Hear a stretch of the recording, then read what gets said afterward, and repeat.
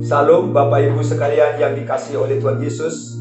Pada kesempatan saat ini saya ingin menyampaikan renungan firman Allah untuk kita semua dimanapun Bapak Ibu tinggal dan berada.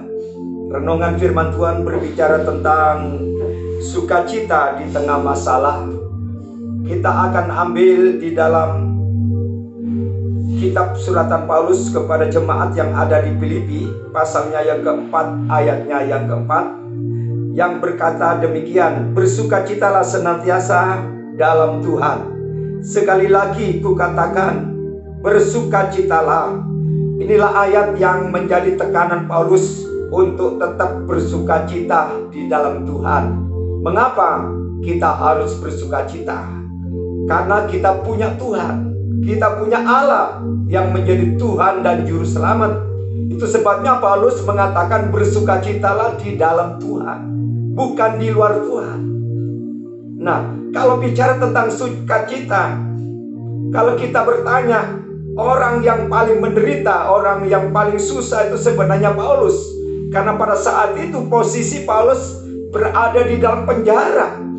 Karena Paulus di penjara di kota Roma karena nama Tuhan, karena imannya, karena tugasnya sebagai hamba Tuhan, dia harus diceploskan ke dalam penjara. Tetapi kita lihat Paulus menyikapi penderitaannya, kesusahannya dengan sikap yang positif, sehingga dia menulis surat kepada jemaat yang ada di Filipi supaya jemaat yang pernah dia rintis, supaya mereka juga bersukacita. Haleluya. Karena itu Bapak Ibu sekalian yang dikasihi, dimanapun saudara tinggal dan berada, apapun keadaanmu, apapun situasimu, mari kita belajar dari firman supaya kita akan mengalami sukacita di tengah-tengah permasalahan hidup, di tengah-tengah penderitaan, di tengah-tengah kesulitan. Nah, ada beberapa poin yang ingin saya sampaikan supaya kita tetap bersukacita. Yang pertama, di dalam Tuhan kita tetap bersukacita karena memang Tuhan Yesus memerintahkan kita harus bersukacita. Mazmur pasal 37 ayatnya yang keempat, di situ Tuhan memerintahkan supaya umat Allah percaya kepada Tuhan, kita harus bersukacita. Harus bersyukur sama Tuhan apapun kondisi saudara dan saya. Jadi bersukacita itu bukan sebuah pilihan, tetapi satu perintah yang harus kita praktekkan di dalam kehidupan kita sehari-hari.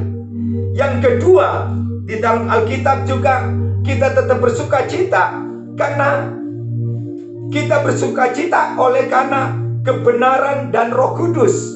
Roma pasalnya yang ke-14 ayatnya yang ke-17 berkata bahwa kerajaan Allah itu bukan soal makan dan minum, melainkan karena kebenaran dan karena Roh Kudus. Nah, kebenaran itu siapa? Alkitab Yohanes 14 ayat 6 berkata, akulah jalan kebenaran. Jadi kalau di dalam hidupmu ada Yesus, kebenaran itu, dan di dalam hidupmu ada Roh Kudus, saya yakin dan percaya situasi yang di luar itu tidak akan mengambil, mencuri sukacita yang ada di dalam dirimu. Karena ada sumber sukacita, itu Yesus, itulah Roh Kudus yang membuat kau tetap tersenyum, engkau tetap semangat, yang bekerja dengan semangat, yang belajar di rumah engkau tetap belajar dengan sukacita, ya, yang mencari nafkah engkau melaksanakan tugasnya dengan sukacita sambil mengandalkan Tuhan. Saya percaya di tengah-tengah keadaan situasi sekarang ini, sukacita tetap akan mengawali perjalanan hidupmu. Dan yang ketiga, yang tidak kalah pentingnya, bahwa sukacita itu karena hidup ini dilindungi oleh Tuhan. Mazmur pasalnya yang ke-5 ayat 12. Ya, di situ berbicara tentang perlindungan Allah. Hari-hari ini semua manusia di dunia ini mencari perlindungan yang aman supaya jangan sampai kena virus corona, supaya jangan sampai kena tularan penyakit yang menular ini. Dan ini yang terjadi hari-hari ini. Manusia penuh dengan ketakutan, kekhawatiran, dan kecemasan.